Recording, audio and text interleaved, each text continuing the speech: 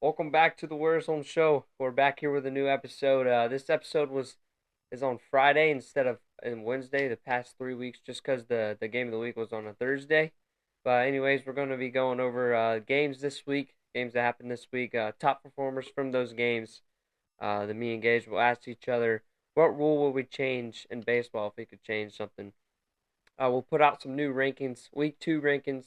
We didn't put out rankings last week just because it was week one. We did a podcast on Wednesday, so everyone hasn't played yet. We'll do game of the week. We'll talk over the game of the week presented by Represent Baseball. We'll go over player of the game. We'll mention that. Then we'll get that posted on our Instagram and Twitter, and then we'll have a talk with our player of the game and head coach Jonathan Murphy over at Trinity Christian Academy. Anyways, I'm joining here with co-host Gage Dimby. How are you doing today, man? Doing good as always. Good as always. That's Glad to be here on Friday now because yeah, we can talk about all the games that have happened this week and yeah. I'll highlight tell a you little more what. people. Last night, them conditions were bad. It was cold, Holy crap! and I'll tell you what. We were tight filming that game. We had to My back switch. still hurts. We had to switch out. Actually, I was like, I couldn't stop shivering my hands, recording the game, so I had to switch out with him the last two innings. Yeah, it was freezing. Let's see. But What were it you saying? it was only like 40 though. It was like It felt way it was a colder though. different cold. I'm telling you. I Mm. said I felt colder than I have like all throughout the beginning of the year when it was like in the 30s and 20s. It was way colder Yeah, I last feel night. like it was way colder. My hands were shaking. My hands were numb. I only filmed for 2 innings. I You couldn't filmed even for text with my thumbs. My joint was literally like locked up. I you was just filmed for 5 innings. I can imagine how your freaking thumbs were. After I was filming for like one and a half, 2 innings, I yeah, was ready to be done. it got cold. Got out of there quick. Anyways, games this week. We got good game. Providence Ponte Vedra. Providence 5, Ponte Vedra 4. Grant Shepard went 2 for 4 with a double and an RBI. Ryan Walls pitched 4 innings, 5 hits, 1 earned run, and 7 Ks. Another surprising game right here. Atlantic Coast, and Creekside. Hmm. Atlantic Coast 4-2 over Creekside. Dalton Tibbetts had a great game. It was a little upset for at least us. We had Yeah, Creekside number number 5. 5 in the preseason rankings. Yeah. So So Dalton Tibbetts had a great game. 3 for 4 with a double and an RBI. He also pitched 5.2 innings, 6 hits, 2 earned runs, 0 walks, and 9 Ks. little Shohei, Yeah, a little Shohei right there. Shohei action. And let's see, Bishop Snyder, Columbia. This was last night, Thursday. Bishop Snyder 4, Columbia 3. Cody Bushell 2 for 4 with a double and an RBI, and Trip Hanna with 2 for 4 with a double. We got Baldwin and Sandalwood. This was a close game here. Sandalwood beat Baldwin 6-5. The stats weren't posted, so we can't go over anything Yeah. over that. Bartram versus St. Aug. We got Bartram 7, St. Aug 5. Jonathan Bay 2 for 3 with a double and RBI. We're just going over He's been their hot. stats. He's Yeah. been hot this past 4 games, 3 or 4 games. They're 3-0 right 3-0. now. So I think he was batting like 370 something, maybe Yeah, something like something that. up there. Way to start off the season. Providence Clay. Providence 3, Clay 2. I think this was a potential game of the week. Yeah, That's a good game. We we messed up on that one. yeah we did we miss it in the Yeah, I polls? think we Yeah, I missed. think we just I don't missed think that we one. put them up because we had Oh yeah, Providence we had last week. Providence last week, and we kind of wanted to. It was only week 2, so we wanted to get around Yeah, the Providence won games. 3-2. I actually saw Clay play on Tuesday versus Oakleaf. Went and took pictures there. Clay's got a great team over there. Yeah, that was also another big game Yeah, for our or my rankings that we have coming up.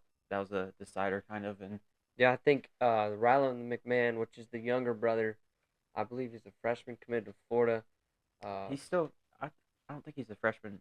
Is he? Freshman or sophomore? I think he was a freshman. He's young. Maybe 27. Whatever, sophomore. that would be a So he's a freshman or sophomore, but he threw was it 4 innings, like 2 hits, a lot of strikeouts. It's on my Twitter somewhere. Touched 94. Yes. I mean, he was shoving it every pitch, strikes. Looks like he was having fun up there. And then Easton McMahon as well. I think he went 3 for 4. Could be wrong with 2 doubles and a triple. And there's another kid on the team that went 4 for 4. Anyways, Providence Clay Province over Clay 3-2. Gavin Duva and Grant Shepard both doubles. That's another Grant Shepard double that we've already talked about, and we actually saw one. Triple, yeah. Saw the triple against Creekside. Opening Yeah, game of the week, yeah. and then also Landis Pickett threw 6 innings, 2 hits, 1 earned run, 1 walk, 5 Ks, and had a new PR, touched 90. It's Shout good out. stuff as a sophomore there. Bulls UC.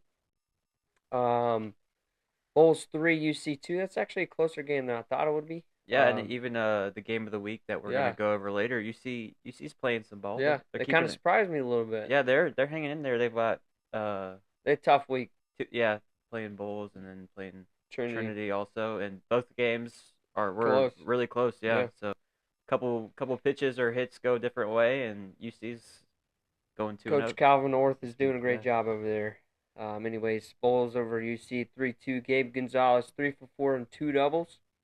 Ford McCarthy 2 for 4 with a double. Um, so I think it's a pretty good week. We got some games yeah. tonight. First like full week. I know some teams really didn't play week 1, and Yeah, then some teams played 3 games this week. So it was good to see a bunch of baseball. Looking at all the scores every night, trying to yeah. find which games It's are fun to do. close. Some games that are maybe upsets, and then who's putting on some offensive Yeah, onslaughts in some games. Putting up got some good. 14, 15 runs. Yeah. We'll go over a little bit more in a minute. After Gage put out the rankings, the game of the week. As we said, UC looked really good last Yeah, night. they did. We'll go over the full game here soon. Anyways, big question for this podcast: what rule would you change if you could change a rule in the game? What would it be and why? So when I brought this up to you, I was thinking about this rule change, but I couldn't necessarily describe how to like implement it, right? So I've been thinking about like we have a designated hitter, but what about a designated fielder? And this is how I'm going to explain it to you how it works. So you already have your pitcher, which is the designated hitter is going to hit for your pitcher, right? In most cases, especially I'm thinking of more of like MLB baseball because I don't really like the rule as much as in college and high school because you still want someone to be able to field and hit, or else they're probably not going to be recruited somewhere if Yeah, they're just playing the field. No college is going to want to sign a designated yeah, fielder. exactly. But how this works is you have your a fielder that you can put in the game. He you don't have to worry about him in the lineup, right? It's just out in the field. So you still have your 9 hitters. One of them's going to be a designated hitter, but then you really only have to hit 8 other guys. You don't have to hit 9. like you don't have to have 8 other position players hitting. You can only you could have 7, Yeah, and you have a DH a and a DH, and and then a you would have designated just hitter. a extra hitter that would be in the lineup to fill up the 9 spots. Now this will So usually that could probably be be 11 people playing.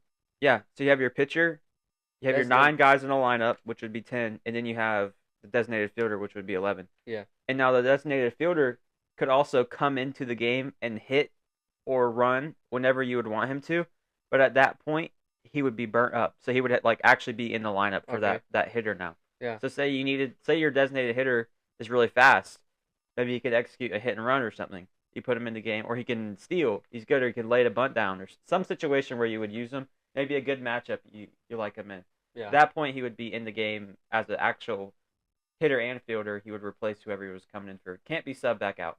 So he's in the game for real now. I Like think that's a good one.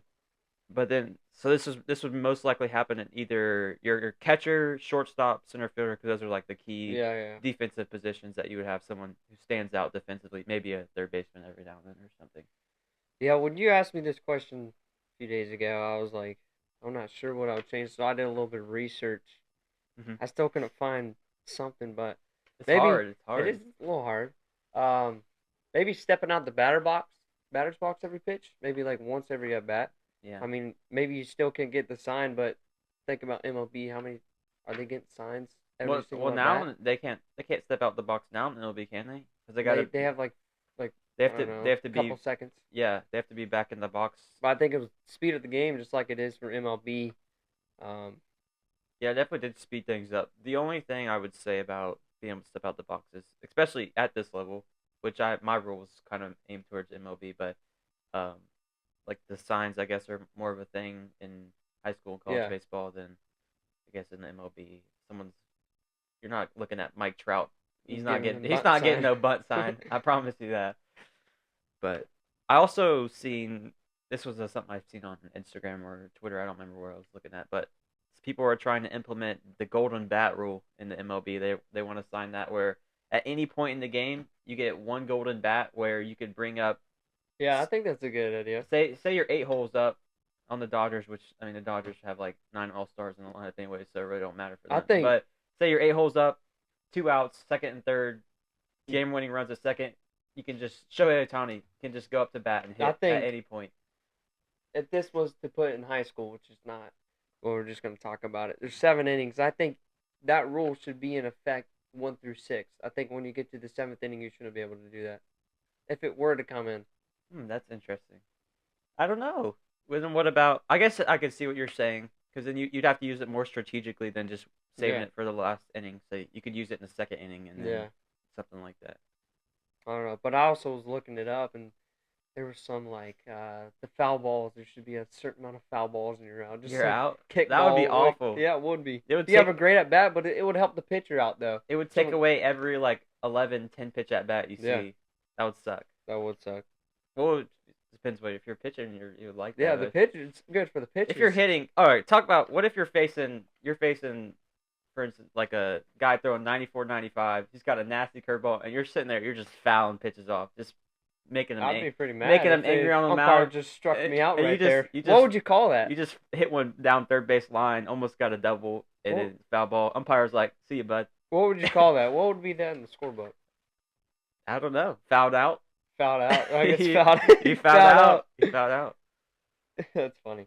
All right. Anyways, that was good there. We'll talk about the rankings. Gage is gonna put out a top five.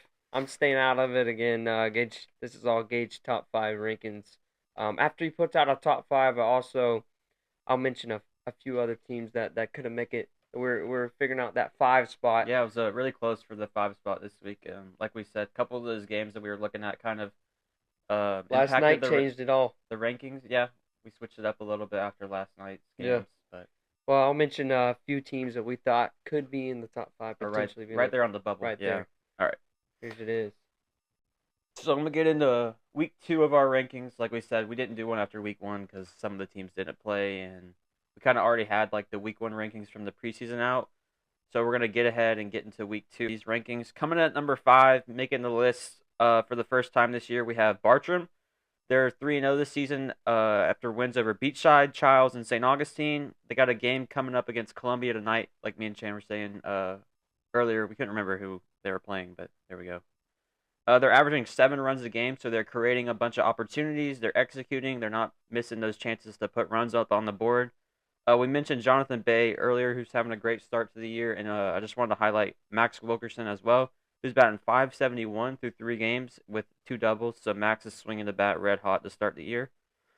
Coming in at number 4, back on the list this week, and they were at number 4 last week as well. We have Providence. They're going 3-1 to start the season after dropping their first game to Creekside in our game of the week. They've won 3 straight. They got a game against Trinity Catholic tonight, so hoping that they go 4-0 if you're a Providence fan. Providence pitching has been great to start the year out. That's why they're staying at number 4, only letting up 3 runs a game. I just wanted to highlight Landis Pickett's performance this past week and throughout the whole season as well. He's thrown 9 innings, only 2 earned runs, a .89 whip. So Landis has been shoving. He had his new PR that we mentioned earlier. And on the hitting side of things, we have Grant Shepard, who is 6 for 12. We also mentioned his 1-game performance, but he's batting .500 with 4 extra base hits to start the year. We got some guys in the 90s over at Providence. Preston Machicardi, we actually saw him at 91 miles an hour Yep, he is. against Creekside. And last night I saw a video of Landis Pickett hit 90. And That I was his think PR there. is Ryan Walls, I'm not sure if he's hit 90 I'm yet. pretty sure he has. If not, he's like right up there, Yeah, the he's right 88, upper 89. So right there. So 2 or 3 guys over there at Providence. They're going to do some good things. They Mhm. got some good hitters. What about Manderson? I don't know what he's at. Manderson, he's up there too. So So yeah, that could they got potentially be 3 or 4. they got over 4. there. That's a good staff. Yeah.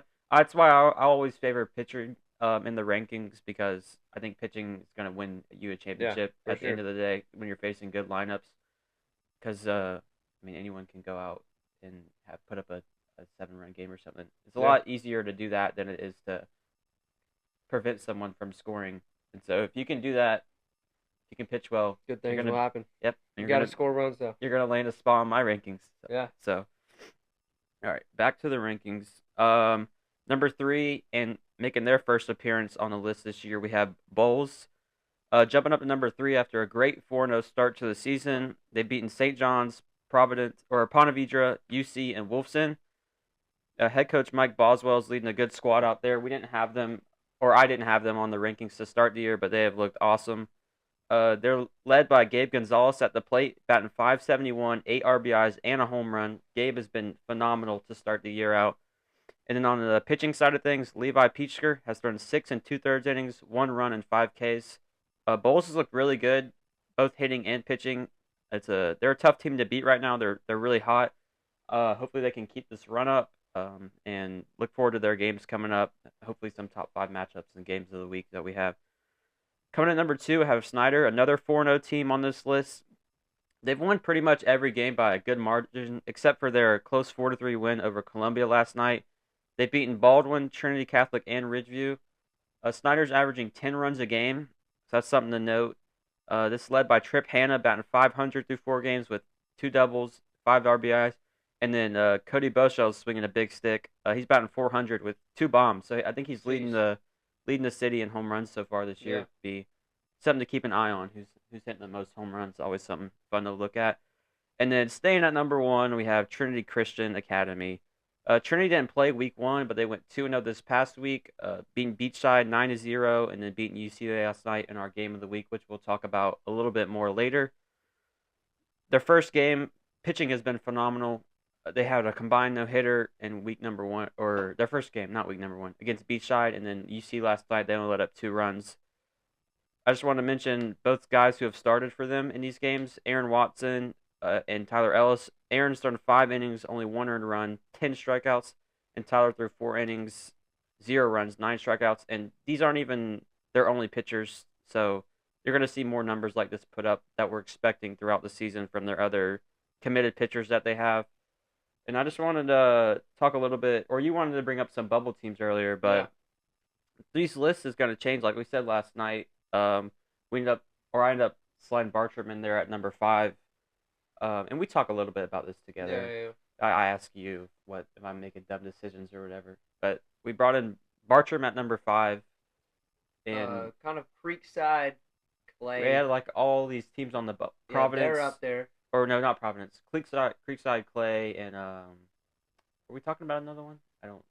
It was Bartram, That was and the then three we also had Takoy right there on the edge. Tokoy's doing good up there, yeah. So a couple games impacted. Yeah. Which I guess you could say we probably look at the recent games. Yeah. Which I guess you would want to put that because this was a current ranking, not like I guess it's the overall season ranking. Yeah. But So Bartram is kind of a shock.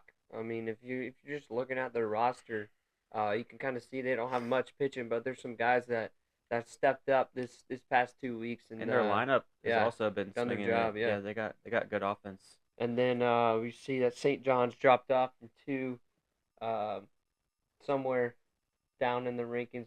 We've had a slow start. Yeah, we're still someone who's most people have expected to be at least in the top five to start the year. You had a tough matchup though against Lincoln. They're pretty well. Yeah, they got Chase Fuller, Lucas Kennedy. Yeah, that was Bowls too. I mean, both those games we lost. It's been 1 inning. The 1 inning in Bowls, they scored 5 runs. Yeah. Lincoln, I think it was in the fifth. I'm like, back up here eventually. Yeah. We'll see how. I think there's 3 starters from last year, but we'll get it rolling. Practice has been good this past week. We had to Valdosta today, play Valdosta tonight, and then FSU High School Saturday, and then we got a busy week coming up. Tuesday, Middleburg, I believe. Thursday, we play Thursday, Friday, and then Saturday again.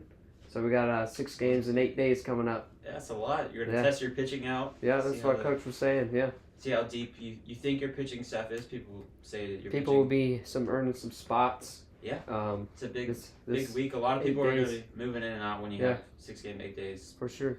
I think there's a pretty good top 5. There's some teams that's going on. I think it was AC and Baldwin last week. Did you hear about that? AC I think was up 6-0 in the sixth inning, and Baldwin came back and won in the seventh. I think that was a pretty cool game. I watched that episode on 1010XL. Um, they had Cooper Farrer on and head coach BB. If you guys are playing well, I promise we're watching. Yeah, we're watching. We're watching. We got eyes everywhere, and we got people talk to us about stuff. 8:30 a.m. I was up till 3 a.m. looking at the stats. I'm running low on sleep. That's why I got this Red Bull. Red Bull gives you wings. And if you guys have videos of yourself, yeah, send it to Where's Home Podcast, or just tweet it out and add at Where's Home Podcast. Yeah. If you're hitting a home run or something, you got to walk off your something below video that you're doing in a game. If we're gonna mention the game, if it was a close game that week and a good game, send it over. Yeah, we'll have a show in the. And then also my Instagram at the top it says contact. My number will be there. You can just go ahead send what game it was and send that hit or the strikeouts you had. Mm-hmm. Anyways, we're looking at the stats just like Gage said. We're gonna go on a break. We'll come back, talk about game of the week and player of the game that happened last night with Trinity and UC. It's a good game. We'll talk more about it here in 3 to 5 minutes. We'll be back. Make sure you guys go check out Carry Apparel. Carry Apparel draws inspiration from positive quotes. On the website it says, in life we go through challenges. Sometimes athletes go through additional life challenges. Carry Apparel strives to keep individuals in a positive mindset. Be ready is the basis of their business. Always be ready because you never know when you are called upon and it's your turn to show your abilities. Be ready in everything you do, whether that's at school, work, or as an athlete. Always be ready. Make sure you guys go check them out on Instagram and check out their website, carryapparel.com. If you guys are wanting to play at the next level or even go to another school, North Florida showcases the design for high school, junior college, and transfer portal baseball players who want to showcase their skills in front of college coaches. These events also provide the latest metrics including batting exit velocity, throwing velocity, 60-yard dash times, and more. They're dedicated to helping players become prospective student athletes at the next level. Make sure you guys go check them out on Instagram and X. North Florida Showcases.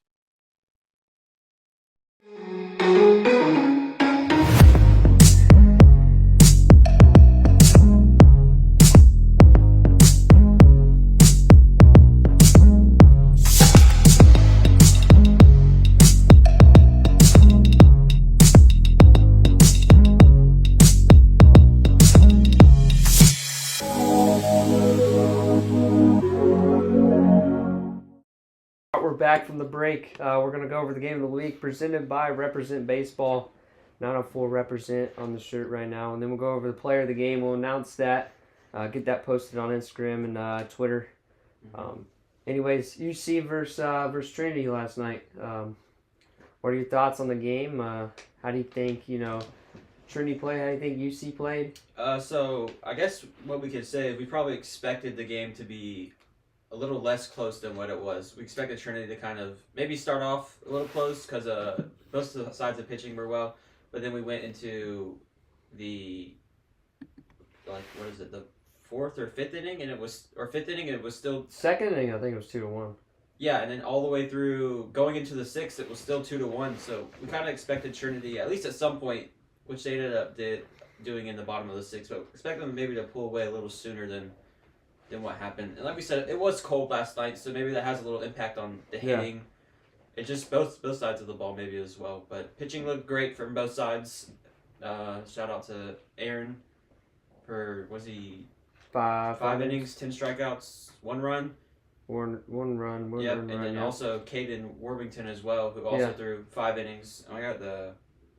We can pull that up here in a minute, but anyways, you can see on the screen the final score right there. We got 5 runs for Trinity, 7 hits, 2 errors, and then we got UC 2 runs, 4 hits, and 1 error. UC kind of shocked me a little bit. Yeah, they did. They looked really good. They did look good, especially I think maybe after the first inning or two, Caden was shoving, and maybe they're like, okay, we're in this game. Let's do something. Got ahead of themselves.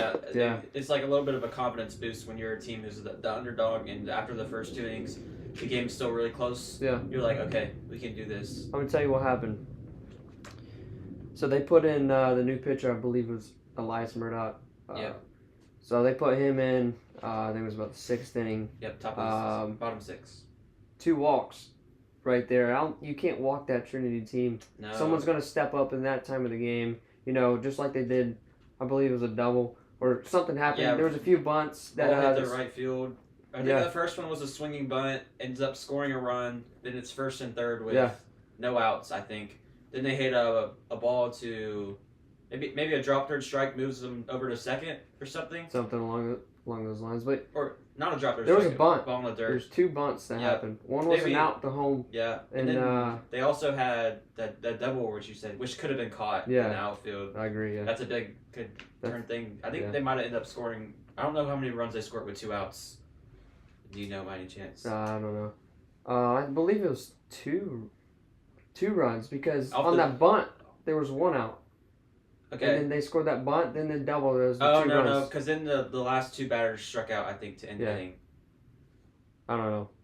The last out was a strikeout, but it was a very close game. Defense was not looking good last night. Not really. No. There's 2 errors, but I feel like there could have been some more. I mean, that bunt. I think that probably ended up being a hit, but and then that pop fly to the shortstop. Yep. That's a hit in the books. It was a misread by the shortstop and the left fielder. First inning, Aaron picks up a ball off the mound, throws it to first. I was recording, so I couldn't see if it was either dropped or it was a throw they had to pick, but didn't make the play there. And then also, Tyler got a ground ball at first base. Yeah, he made a good play. Grabs it with his hand and just bat there to second. Yeah. I think he got speeded up a little bit, and I think both teams could take away that defense. Probably could be a little better if you're wanting to close out games. Yeah. Looking back at this game, and also I think that probably both offenses would say they need to take take more advantage of their opportunities because you see like they had some runners. Top of the 6th inning, they had second and third, 1 out. I think there was no outs. No outs. Yeah, that's when you started I went to the bathroom right there. Started recording then. Second and third, no outs. I mean, that's the opportunity right there. Got to score runs. You're down 2-1. That's the thing. One swing of the bat and you're up 3-2. Now you're putting Trinity back on their feet or back on their heels. They're kind of stunned a little bit. We're down 3-2. Maybe a little sense of panic, maybe because you're like you can't lose this game, second game of the season. Yeah, just like we said last episode. Pitching is going to be ahead of hitting the first month, maybe first 2 or 3 weeks. And we definitely saw that last night. Aaron Watson did a great job on the mound. Yeah. 5 innings. Same with Caden Warmington. 5 innings. Stats will be up here. Just go ahead and pull up the UC stats real quick. Corey Wimberly had a single. There wasn't a bunch of hits from the UC side, but mentioning his single because he kind of pieced the ball up the middle. Turned it right back around. He was a fastball of Aaron. Yeah. Pieced it right back up the middle. And then also Elias Murdoch came in. 7th inning. Yep. Bottom of the 7th, top of the 7th, trying to spark something. I think it was 1 out. For UC, yeah. Hit a home run to right field. Yeah, turns on a ball. Yeah. I think it was no doubter. At least I thought it was going. I thought it was too. Yeah. We got, I believe it's Nathan Nunez, last name Nunez. 1 for 3 with an RBI, so he scored one of the runs. And go ahead and look at Caden Wormington's stats. He looked really good last night. Yeah. 5 innings, 5 hits, 2 runs, 8 strikeouts. And I also, the 2 runs he let up, maybe, I think it was Brady, hit a double. Aiden hit a double, scored 2. Yeah, and then right before that, Brady hits a double, kind of towards the wall in right field. Kind of iffy whether that ball could have been caught. Maybe if you have like an A defender out there in right field, he makes that play. So you could say he possibly gets out of here 5 scoreless. It's possible, yeah. But that's a what if of baseball. You can't really say that. So 5 inning pitch, 5 hits, 2 runs, 2 earned, 2 walks, 8 strikeouts. He looked really good. He did. He actually beat us last year. I say yes because I was there last year. Yeah. They beat us. He was pitching, I think. He was supposed to go 2 or 3 innings because he was pitching later that week, and then he was just shoving it. So he let him ride. He went 5, 6, maybe even 7 innings. I don't really remember, but he beat us last year. He did a great job last night, even though I think he mixed it up very well. He did. Even though they got 5 hits off of him, he still looked pretty good up there. 8 strikeouts. And I'm gonna go ahead and bring up Trinity's stats here as well. Get a look at that. Big game from Gage Patrus. Kind of tough when we were looking at the player of the game. Kind Yeah, of he had a really good performance. Gage. He went 3 for 4, 2 RBIs, a run.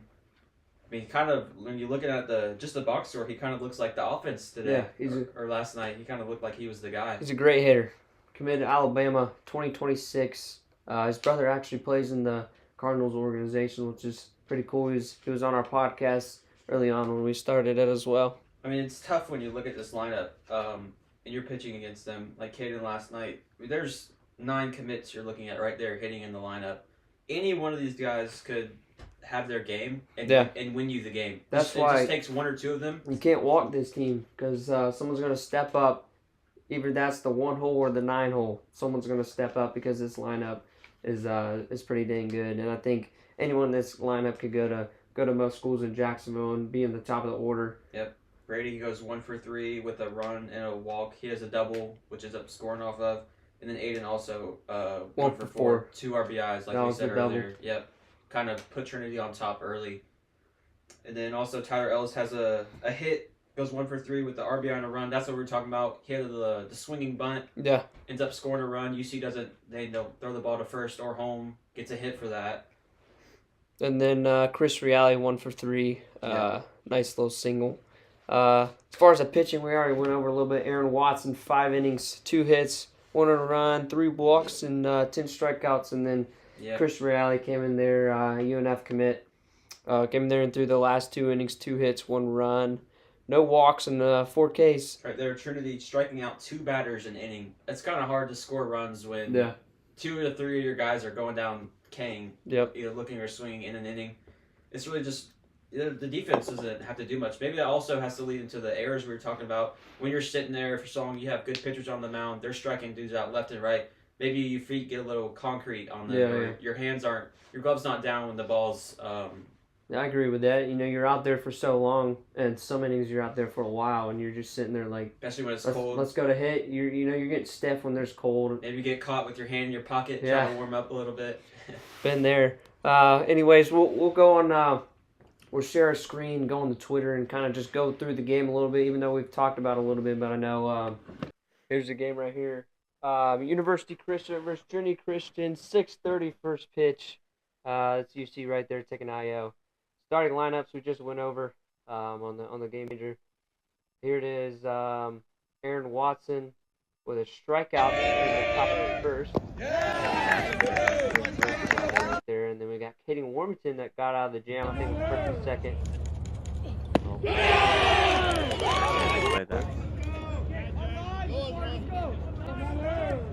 Gets out. Another big strikeout. Here's the Brady Harris double in the third inning to get the runners on second and third. I think that ball was off the wall. I was kind of in a bad spot right there, right by the dugout. Couldn't really, but I heard the wall. It could have bounced. I'm not sure. Yeah, new wall there. We did video. They got a hard wall. Sweet. Here's Aiden Arnett right here, right after Brady hits the double, scores the first 2 runs, puts the Conkers on the board, up 2-0 there in the third inning.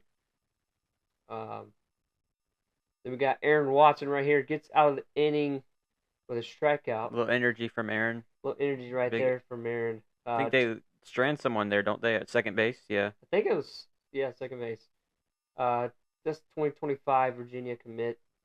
Nathan Nunez with the RBI double to put UC on the board. Down third base line. UC makes a base running error here. Third base. Gets thrown out at third. Just kind of hesitated. You can see in the video right there, rounded second base. Ends up going, gets thrown out. That can change something right there. You get a double, you have a bunch of momentum, and then that base running, like we talked about, I think in the first episode, base running can really be a big piece of the game. Yeah, 100%. I mean, imagine right here, you see, or he, I don't remember who that was. Miles Tyson. Yep. He rounds the base hard and just dogs it to third. He's going to get there. That little stutter step you see. He's going to get there. Now you have second and third. I don't remember if there was 1 or 2 outs in this. I think that made it the second out. Yeah, so now you have second, third, 1 out. You can maybe execute a bunt. There's a lot more opportunity to score here.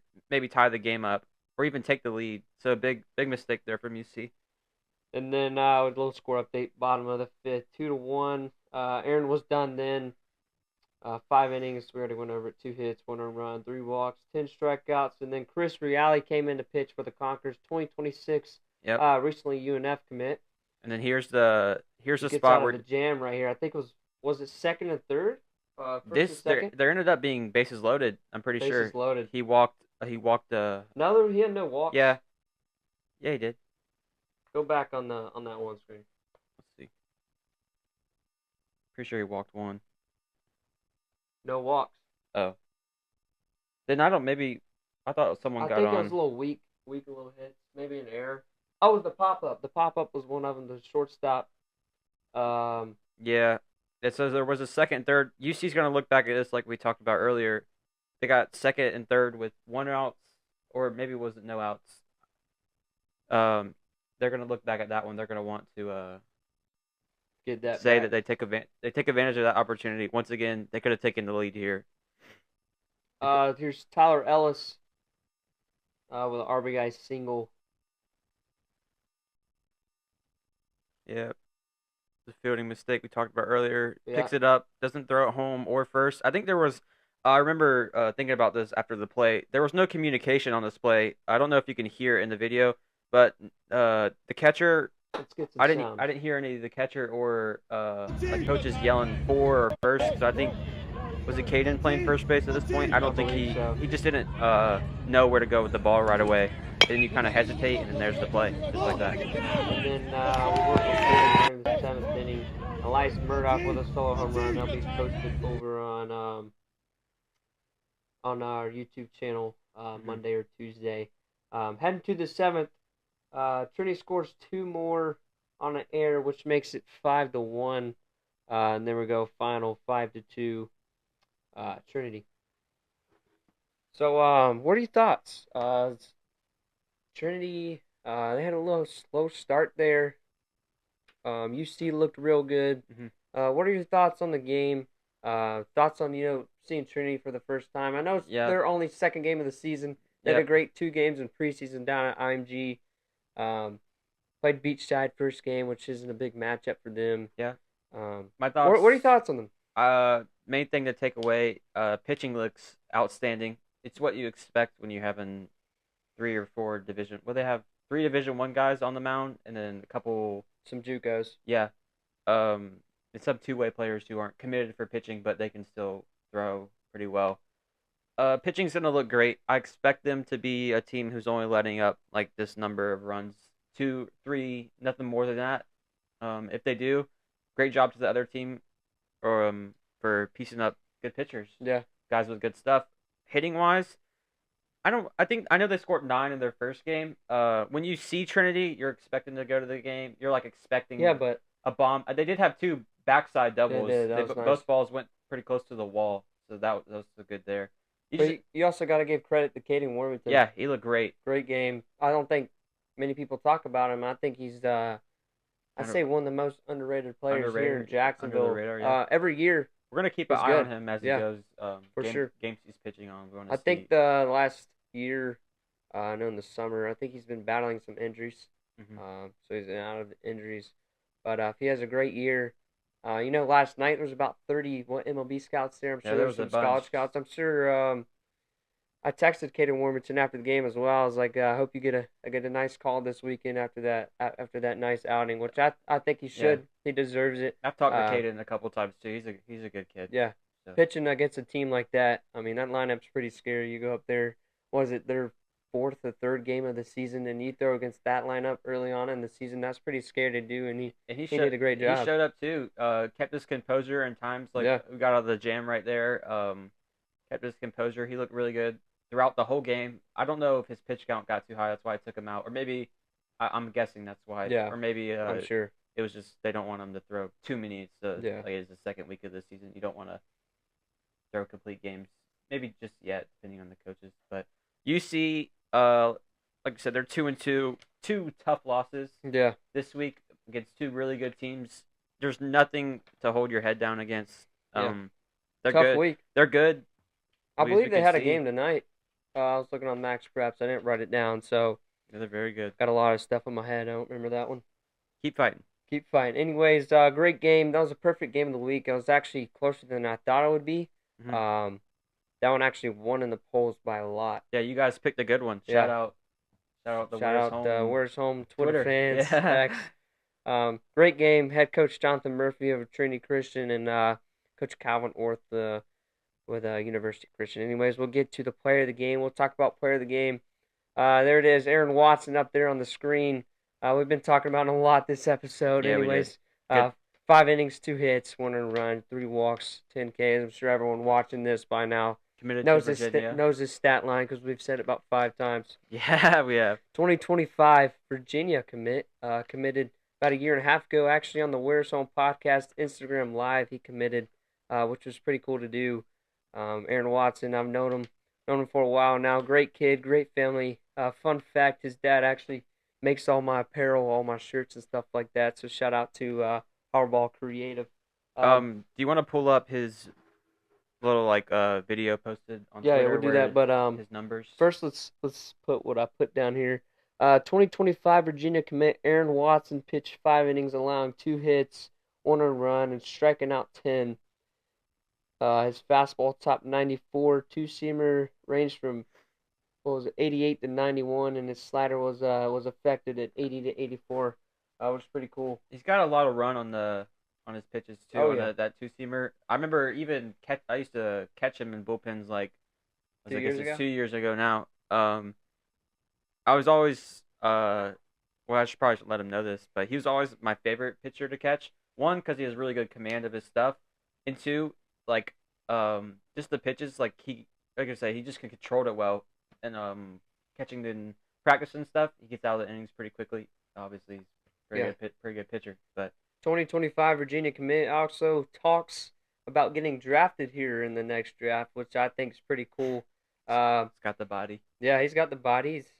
He's got the arm strength. He's got the strength. He's around some great players that make him better every single day. Around some good coaching. Hmm. We'll pull up a video on Twitter. Uh, Caden Hatcher over at PBR said we could use this.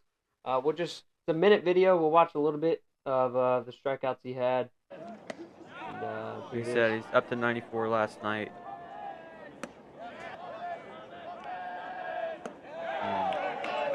Yeah, good stuff right here. How do you Right hit there. that ball right there? Good. For that. Got a good onside run. Oh yeah. Especially when you're throwing 93, 94. I mean, you're starting a ball on the outside part of the plate to a lefty, throwing that hard. They got to make their mind up to swing. Yeah. Then you got In high school baseball. Yeah. I mean You got it. You don't see that every day. Then you add what 3 or 4 inches of run, arm side. You're gonna miss a barrel. There it is right there. Aaron Watson. Great stuff last night. Great game. Represent Baseball sponsoring player of the game. We're gonna send him over a shirt coming up in the next week. That was the first time I've seen him pitch in a while. I know he had a great summer. We'll actually be joined in with him here soon. Mm-hmm. After we go on a break, he's going to be joining in with us, and then we'll have head coach Jonathan Murphy on. Talking about the team, talking about some things he learned from last night, some things they're going to work on. Try and get into the minds of Aaron and Murph as they head through this year. I think they have a game tonight, I believe. I'm not sure who they play. I think I saw that scrolling through games tonight. But Aaron Watson, great player, great person. Great dude. I think he had a great game last night. First outing, I think Tyler Ellis threw that first game against BSAT, had a great game as well. Anyways, how many pitches did he throw? Go back to that. I wonder if it's. I don't think it says it on there. No, we didn't cut that. We'll ask Aaron how many pitches he threw. I'm sure he knows. Yeah. But seeing all those MLB scouts there, I think there was. I'm guessing, but maybe 20 to 30. There's a lot there. It's probably a little nerve-wracking as well. Yeah, nerve-wracking. We'll ask him about that. What he thinks if he keeps his mind a little bit off that, which I'm sure he does. Tries not to focus on that. But even warming up, they're watching him play, throwing the warm up before the game, watching his routine. They're radaring him and everything like that. That's a big switch because last year we didn't really have any of that. Yep. We had some guys in the stands radaring stuff, but That's pretty cool to see. I'm sure that's I've talked to some buddies over there at Trinity. They have some scouts and MLB scouts agents at every Mm, single practice, which I mean it's practice. it's cool to see though Yeah, too. pretty cool to see. Anyways, play of the game, Aaron Watson, presented by Represent Baseball owner Jake over there, doing some great things uh, for this country. I mean, he's got represent in every single area code there is in state of the United States. Represent Baseball, Represent 904, everything like that. Great game over there. Aaron Watson will be joined with him after we go on this break here. Make sure you guys go check out Carry Apparel. Carry Apparel draws inspiration from positive quotes. On the website, it says, "In life, we go through challenges. Sometimes athletes go through additional life challenges. Carry Apparel strives to keep individuals in a positive mindset. Be ready is the basis of their business. Always be ready because you never know when you are called upon and it's your turn to show your abilities. Be ready in everything you do, whether that's at school, work, or as an athlete. Always be ready." Make sure you guys go check them out on Instagram and check out their website, carryapparel.com.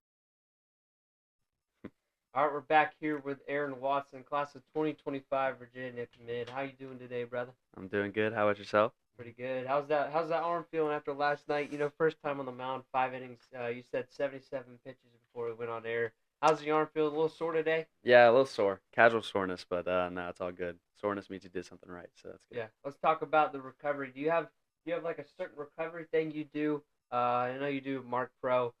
Check out the day in the life with Aaron Watson over there on YouTube. I know you do the Mark Pro. Is there anything else you do? After a start, anything you do after the game or the day after the game? Yeah, so last night when I got home, first thing I do, like I do Normatec boots. I have those, like you said, Mark Pro. I do a lot of scraping, massage gun, and then some soft tissue work with the lacrosse ball.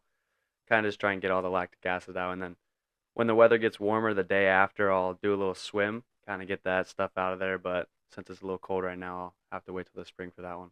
Yeah, in the summer, we did that day in the life. You're kind of battling a little injury in your arm. I forgot what it was. Somewhere in your arm. How's that been with you? You went through a little bit of physical therapy. Is everything good with that now? And how's the arm been feeling? Yeah, no, everything's great. It was just a lot of muscle soreness that in during the summer, but now, no, everything's amazing now. I started to go into this place in Georgia and just kind of getting some recovery, some rehab, and everything's feeling really good. I'm really excited for the year. Sweet. You mentioned a little bit about summer. You had a good summer this year. Tell us a little about your summer. What tournaments you played in? What kind of showcases did you go to? Just tell us a little about summer. You got on the draft boards. We'll go a little bit over that. You don't have to answer that question right now, but that happened because of this summer. Let's talk a little about summer and how was your summer this year? Yeah, so summer started off to a pretty slow start, honestly. Coming off our state championship loss last year, I kind of had a bad mindset going into it, but it probably took me about 2, 3 weeks to kind of open up to everything that was happening, and then as soon as I started to let go of the um, the grief of losing, it was everything just opened up. So we played in the PBR NPI, which was our first tournament. Like I said, it was a really slow start to the year, but I pitched in that tournament, and then we did the USA Carry Invitational, which we actually ended up winning. And then I pitched in the WWBA, and those were the only three tournaments I did. But I was very fortunate to get invited to some big events, so I went to the Team USA tryouts, East Coast Pro, and then I was actually able to go to the MLB All American game, which those were all great experiences, a lot of fun. I'm very thankful for them. Gotcha. Starting a little bit into the season now this year, you got your first start under your belt. Talk a little bit about how you felt last night.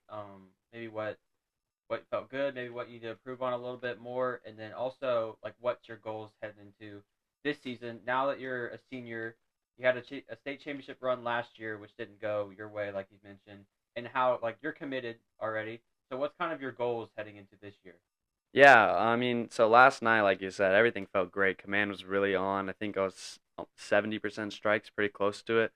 Just kind of establishing the fastball worked really well for me. Just playing off that and then being able to go like three sliders in a row or whatever it was. Just being able to command my fastball and just kind of keep hitters on their toes almost. And then Like you said, last year didn't end how we wanted it to, but this year we kind of just have a chip on our shoulder, and Hmm. you have all these rankings come out on what Yeah. we can do, what we should do, but at the end of the day, if we don't believe in ourselves, none of that really means anything.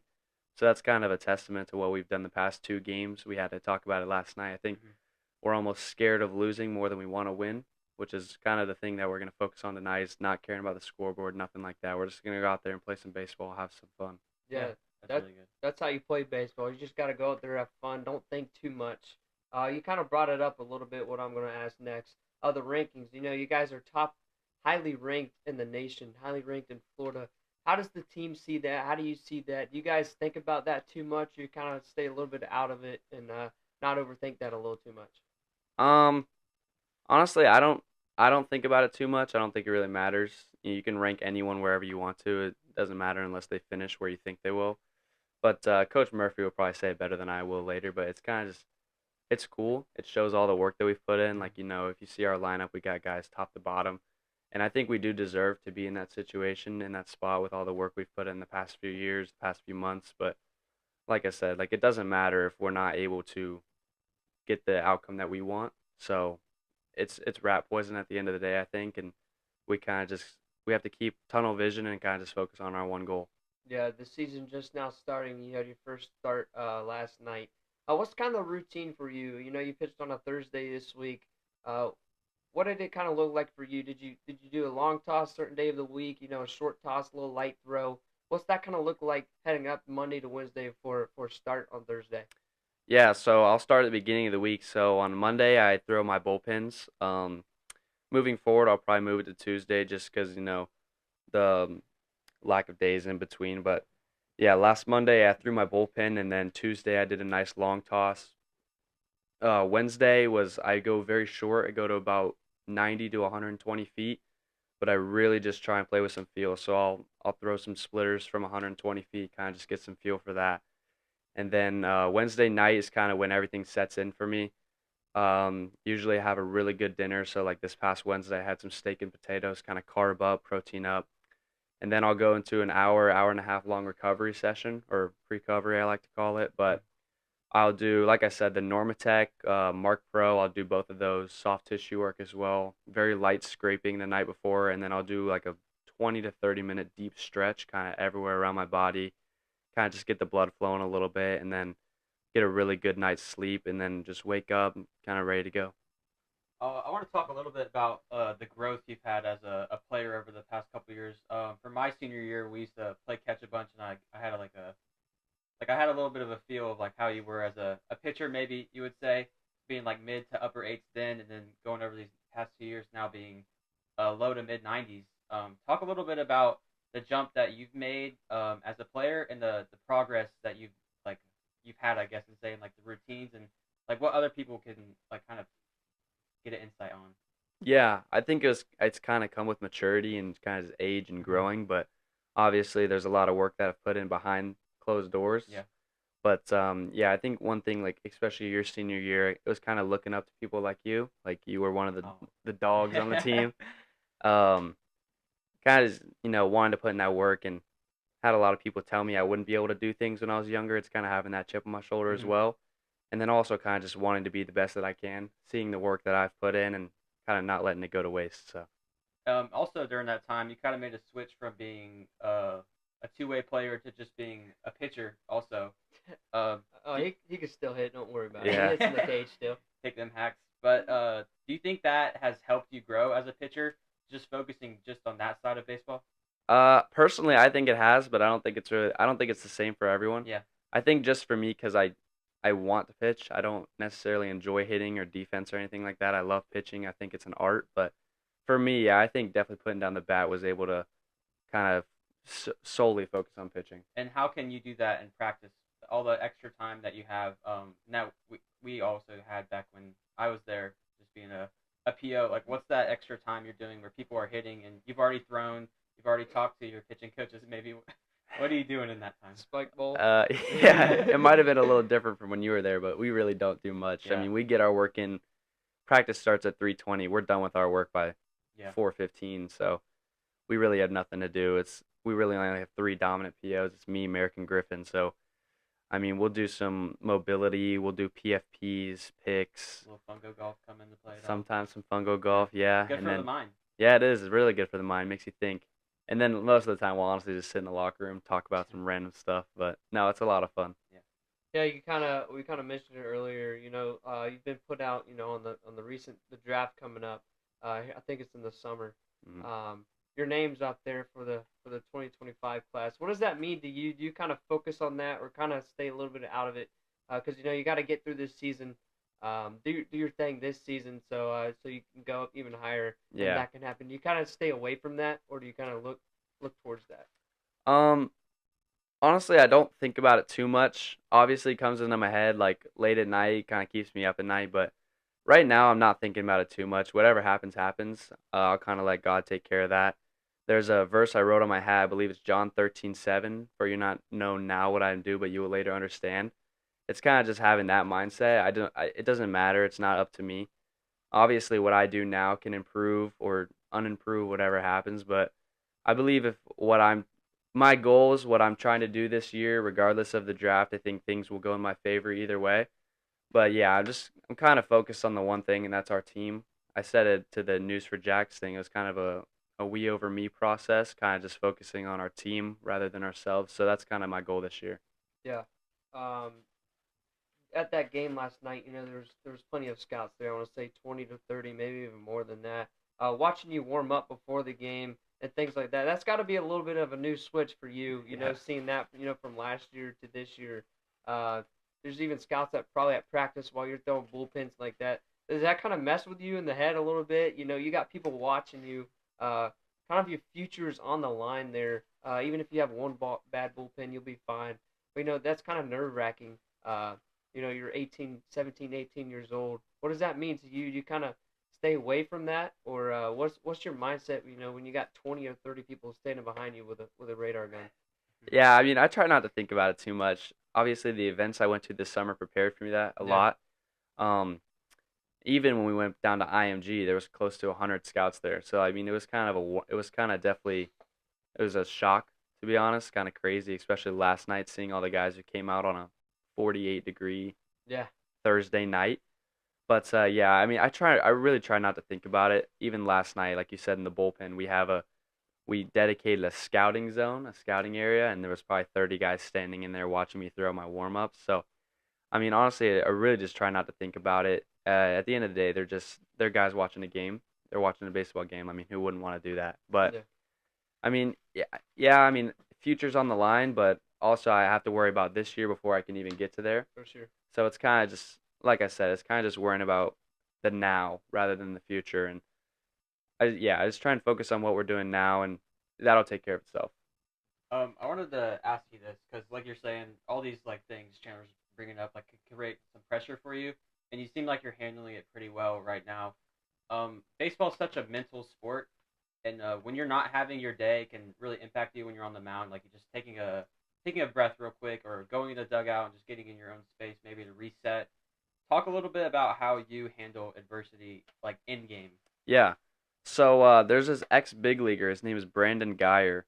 Since I signed with Virginia, he works with the UVA baseball program. He's a mental health coach. So I've been watching his classes, take notes every Sunday night. I've been watching that. So that's kind of helped me a lot, really. Kind of just focus it like it's a different lesson every week. Like this past week was focusing on like a different identity of yourself, like off the white line, within the white line, kind of just once you step on the field, what kind of person you want to be. And that's kind of helped me a lot. I wish I had my hat here to show you, but I've written probably 20 different things on the inside of my hat. Just kind of help me reset and refocus my brain, maybe after a bad pitch or after a bad inning, something like that. But I mean, yeah, I think I like to handle it really well. Like I said, at the end of the day, they're just guys watching a game, so none of that really gets to me at this point. It's just kind of I'm worried about my team rather than all that stuff. Yeah, we got a few more questions left. Jonathan Murphy should be joining us here soon. You brought up Virginia. Why Virginia? Why did you commit to Virginia? I know you had a top four you committed on live.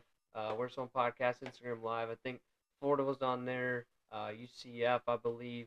Hmm. There was one more. North Carolina North State. Carolina State Yep. and Virginia. Why Virginia, and what kind of separated Virginia from those other schools?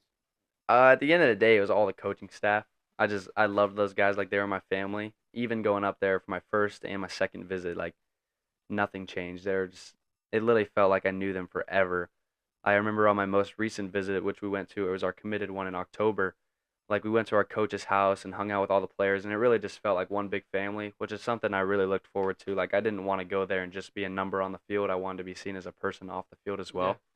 And that's a place where I really felt like I had that true connection with the coaching staff. And I mean, also on the field, you look at their success. I mean, they're the number 2 team in the country, so going there, you're going to get a chance to play in Omaha. You're going to get developed. You're going to be seen in front of big league guys. And at the end of the day, you're not just a baseball player there. You're a person off the field as well, which I really value. And I just loved going up there, and I love the coaching staff. I love the players. So everything about it was a win-win. Something I want to do, which do we have a ball right here? So we Something I want to do with the pitchers. got a sign ball. Yeah, we can use that.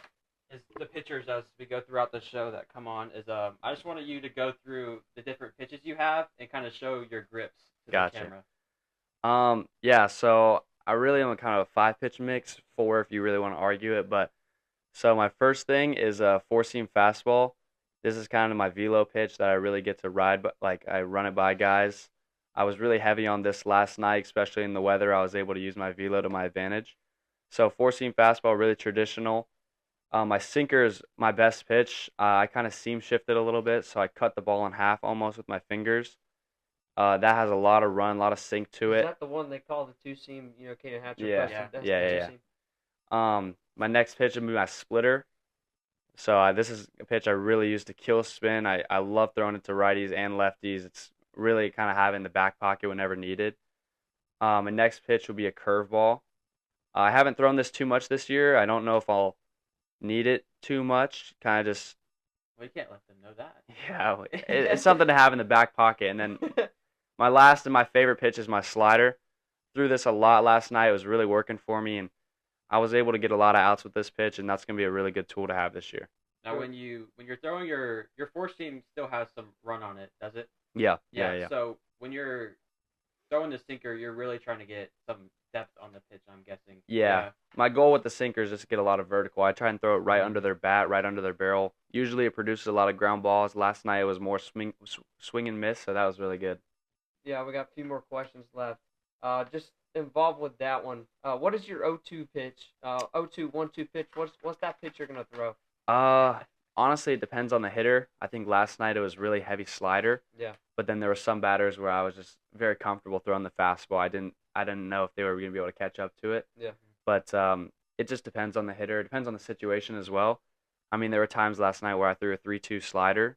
So it kind of depends on what I was comfortable with in the situation. But honestly, I'll throw every pitch in any count. So. Yeah, we're gonna end it with this. We got 2 questions here. What advice would you give those 2027 kids, coming up with August 1st? They got a few months away, going through that recruiting process. What are some advice you give to them? And the second question is, the little kids at your game, the little kids following you on Instagram and watching stuff, watching you pitch. What advice do you give to them, wanting to play high school baseball? And what advice would you give those little kids?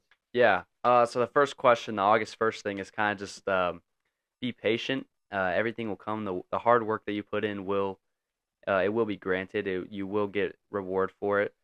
The next thing I would say is be grateful for it. I mean, not every kid's gonna get a phone call, and not every kid's gonna get a text message. So every opportunity you're giving is one that someone might not be getting. So you just kind of have to be grateful for every opportunity you get, and have fun during it. You only get to experience it once. And if you're like me, like you'll find a great school to go to. You'll find an amazing coaching staff, an amazing program that'll love you like they're one of your own already. So it's kind of just enjoying it. And then to answer your second question, I think just much as I hate to say it, senioritis is kind of kicking, but you have to really enjoy it. I mean, I know Gage, you graduated I think 2 years ago, Yeah. right? Yeah. And you probably still think you're in high school, like the way I know, you think. like showing up, it's kind of weird. Like when you, like the first couple times you Yeah. show up to like the field when I came and watched you guys a couple times, or even I went to the dugout the first maybe game or two, and I went in there and it's like it feels like literally yesterday I Yeah. was still playing, and like I could have suited up. Probably would have been good, but I could have suited up and still like it would have felt somewhat normal. Yeah, I mean, I would just say cherish every Yeah, moment. Cherish every moment. Like it's going by kind of fast. I still remember walking into my first day in 8th grade. Oh, throwing 80 miles an hour. Yeah. Yeah. Fun fact: he came to school. I didn't really know him too much, but first thing he told me is he was the number Number one one catcher catcher in in the state. Florida. You know, he barely even catched in practice. Yeah, I just try to get people off my back. But Yeah. yeah, I would just say cherish every moment. I know I was probably the one to say it my freshman year, like, oh no, this is not going to go by fast. But it really does go by fast. You have to really enjoy every moment, even if you lose. Like a loss, at the end of the day, you're still going out there and playing baseball with your friends. So Yep. enjoying every moment, having fun, just just you're playing baseball at the end of the day. So you just gotta love it. You gotta enjoy it. And I think you're a living testament to the kids out there who do follow you that if you do work hard every day, you will have good results. I know I would say it. I 100% regret ninth, 10th. I didn't even work. I barely worked out at all. I 100% regret it. If I could go back, I would have worked out every day. I would have had more opportunity. Why I would have been able to play college baseball and probably enjoyed it a little bit more. Mm. So just like you're saying, for someone who maybe wasn't followed much your freshman year compared to now, like just the work you put in, it does pay off. Yeah, I mean, just like I said, you have to be patient with everything. It'll come when it comes, and yeah, you have to love the process more than you love the outcome, which is kind of like what I like to tell myself. For sure. There's 2025 Aaron Watson, Virginia commit, Trinity Christian Academy. Talks for the draft. Aaron Watson had a great game last night, and I appreciate you joining us. And good luck the rest of the season. Yes, sir. Thank you. Yeah, I appreciate you.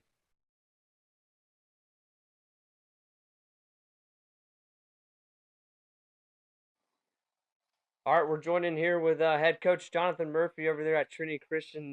Hey, coach, how are you doing today? Doing well. How about yourself, Chan? Doing pretty good. Doing pretty good. Game of the week last night. Trinity versus UC. Trinity comes out 5-2. Kind of a tight game there. Kind of talk a little about last night's game. You know, Aaron Watson. We just had Aaron Watson on. Threw a great game. 5 innings. 10 punch outs. Just go ahead and talk a little about last game and kind of some things you learned that you're going to take in the next couple practices this week. Yeah, absolutely. I thought Aaron was phenomenal. He attacked the zone early, really set the tone for us as a team. So that was really encouraging to see for his first start of the year. I thought he set a really good tone for us as a team. Obviously, Worthington on the other side is really good. He gave us fits last year too. He just does a great job with a legitimate three-pitch mix, with his really good changeup, mixing in the slider. He's throwing some right on right changeups, which was really tough on some of our guys, and so got to give him a ton of credit for how well he threw the ball. And thought our guys battled against a good arm and found a way.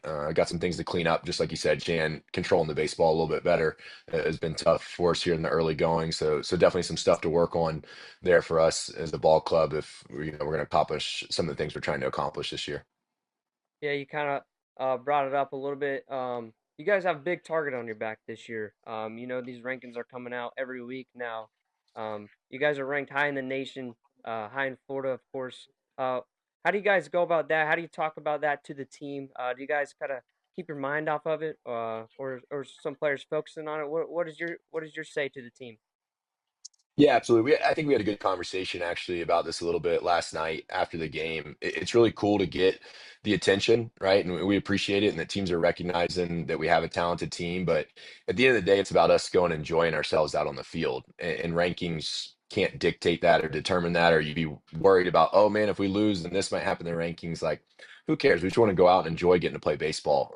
As you know, a lot of these guys have been playing together for a long time, and so our main message right now is like, don't let that stuff rob you of your joy of playing this game of baseball. Because at the end of the day, that's what it is. We get to go out and play a game and enjoy it, and that's what I want for our guys. I want them to be able to go out and enjoy this every night and compete and have some fun. And so that's what we're working towards as a team right now.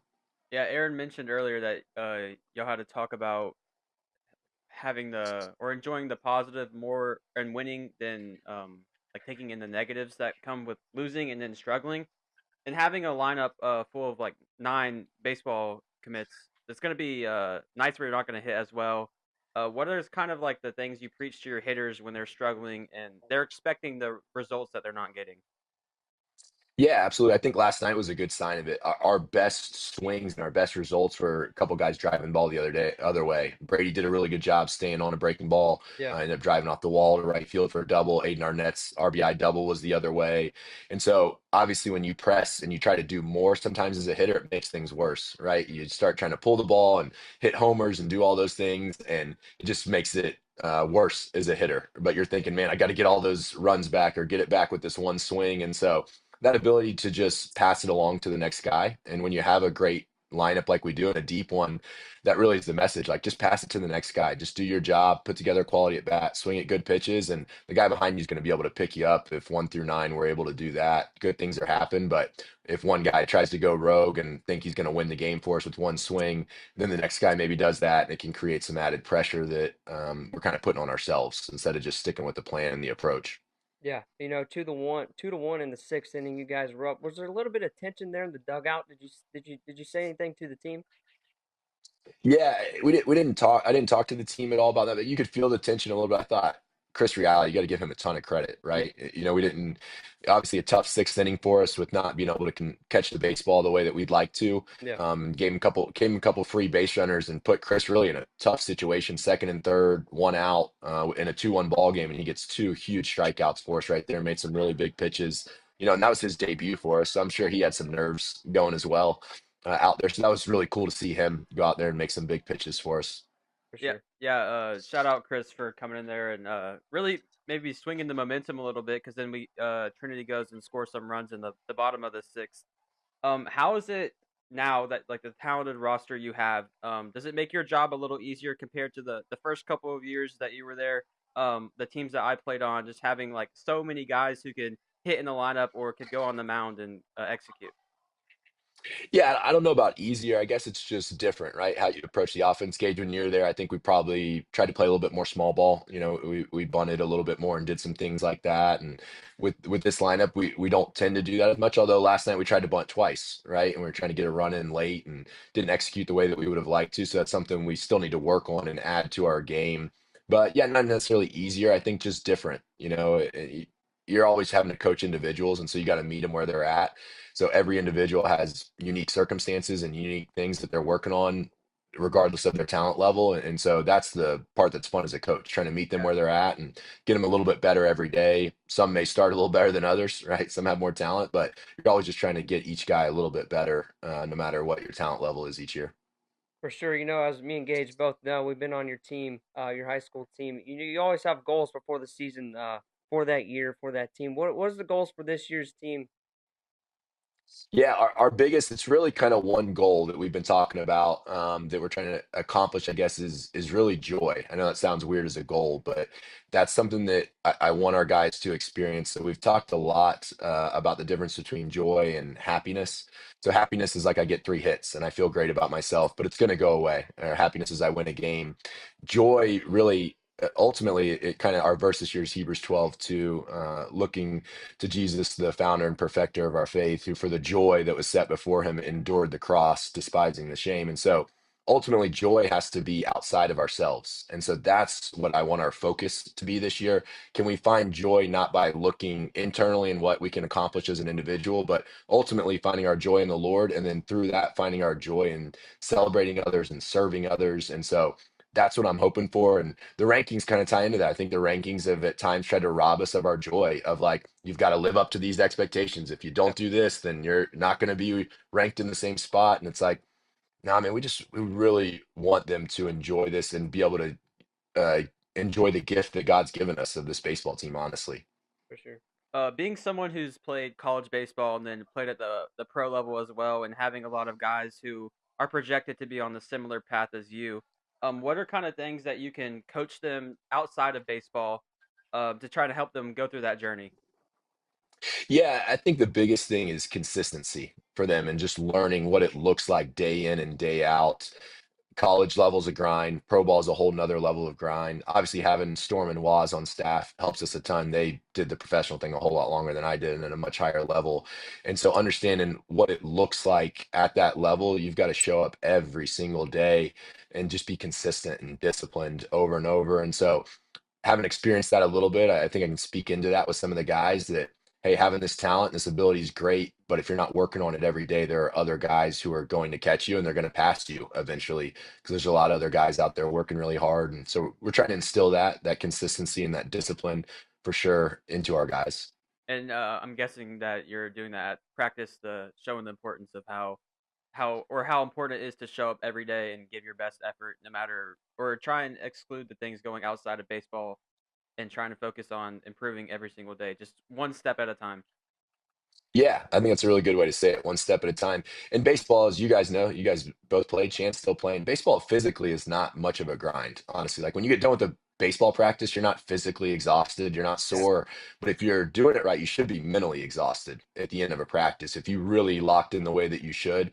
And so that's kind of what we're working on. Can you mentally every rep engage? And that's hard to do. Like it sound you say it and it sounds easy. That's a really difficult thing to do to go in and every swing I take in the cage, every ground ball that I take out there that I'm fully mentally locked in when I'm throwing my bullpen, I'm picturing myself facing hitters and trying to apply a little bit of pressure to myself. That's a challenging thing to do and something that we've definitely been working on and continue to work on. Yeah, talk about that coaching staff. You kind of mentioned earlier, you got the Storm Davis, was a big leader, same as John Wasden. You got Danny English, Sebastian Moore, Jordan Stolte. Kind of talk about that coaching staff. It makes your job a little easier. Talk about them and what they do to the team. Oh yeah, it makes my job really easy, Chan. As you know, you're around. I don't mess with pitchers much, right? I just Yeah. let Storm and Waz do their thing, and just kind of ask, hey, what's going on? How are those guys doing? And they obviously, I think, are some of the best pitching coaches in the country that you could ask for at the high school level. Danny always does a phenomenal job. He's coaching first base for us. He's been working with first basemen as well and our base runners and trying to help them get some good jumps on the base pass. And Sebastian works with our catchers and does a really good job building relationships with the guys and can relate to them and our hitters. And then we were able to bring Stulte back in this year, which is awesome. He's a really good infield coach. So he's been locking in with those guys and working on some fundamentals, which has been huge for us as a team and something that I think is going to pay off in the long run here towards the end of the year. But yeah, you're right, Chen. I think I just kind of stand around and supervise at this point and let them do all the work. I'm gonna kind of put you on the spot here. We kind of talked about this a little earlier, earlier in the show. If there was a rule you could change in baseball, what rule would it be? Oh, so is this high school level or Good at any level? at high school.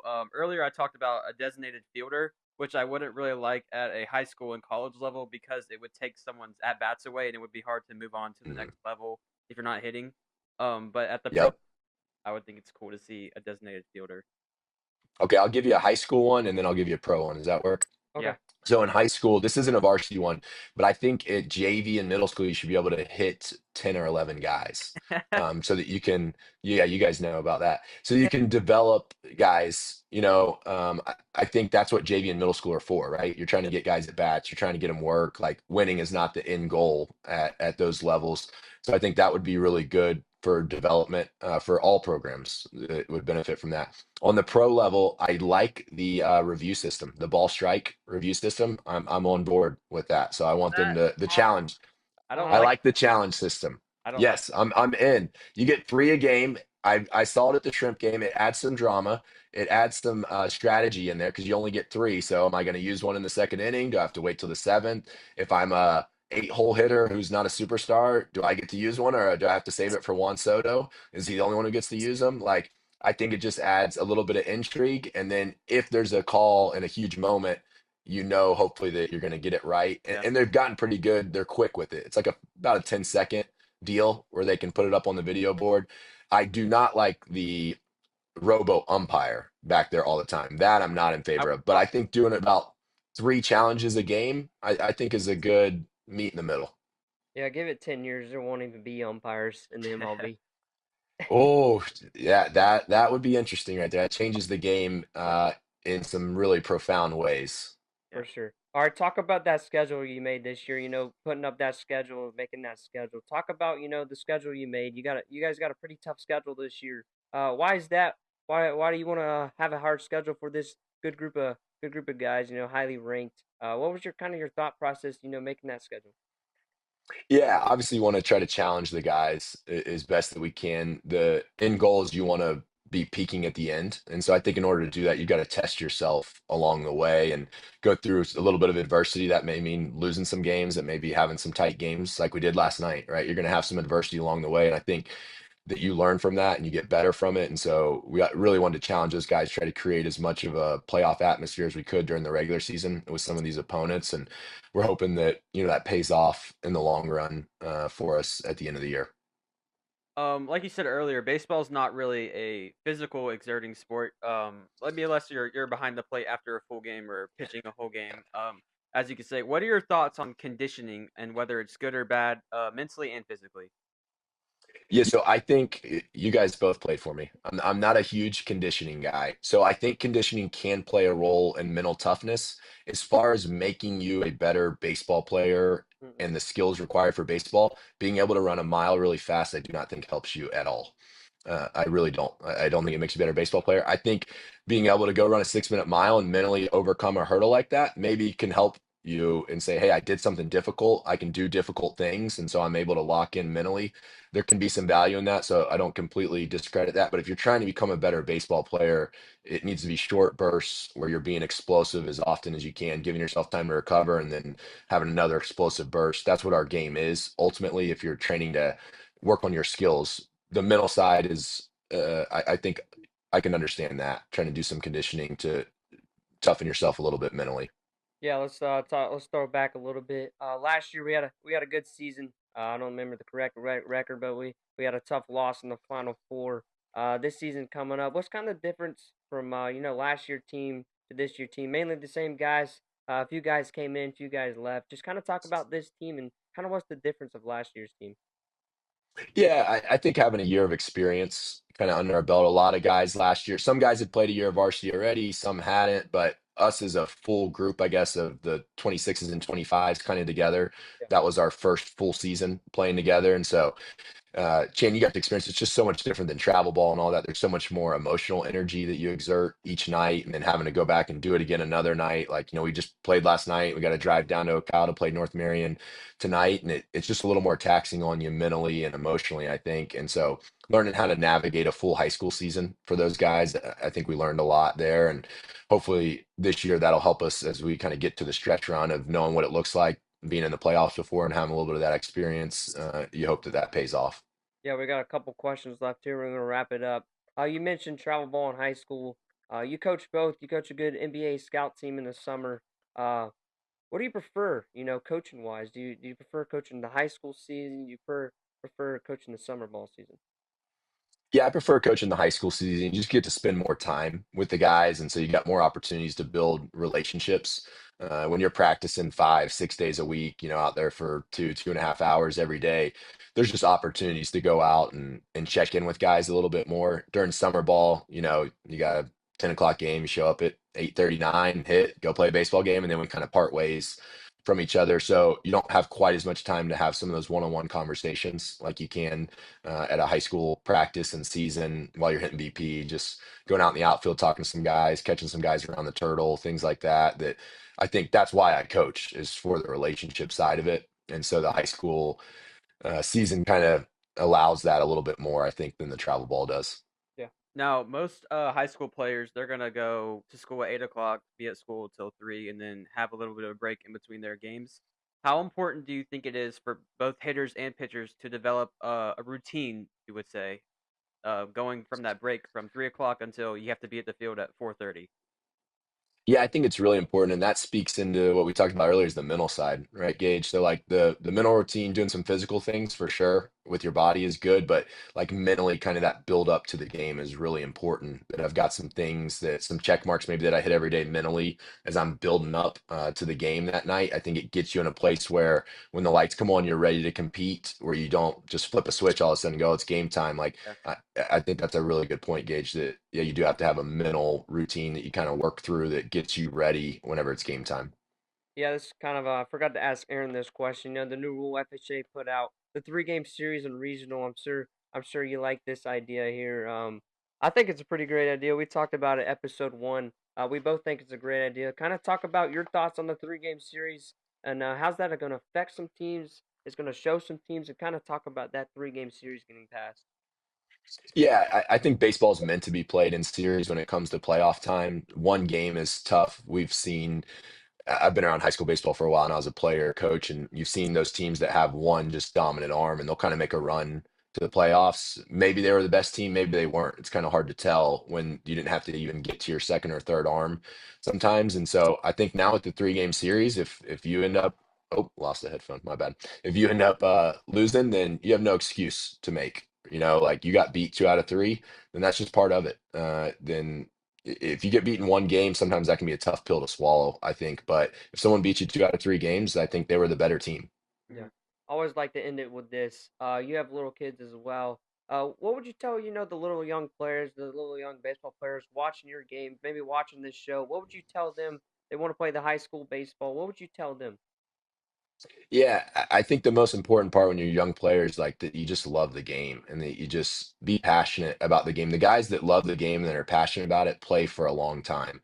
So find something in the game that you love and that you're driven by, and don't do it for your parents. Don't do it to try to impress other people. Like if you really can find something in baseball that you love, that could be hitting or pitching for you or all of it, like just go after it full go, and enjoy it whenever you're young, and don't get too worried about, oh, am I gonna be able to play at high school level, college level. Just enjoy where you're at, and if you keep doing that, all that stuff will take care of itself down the road.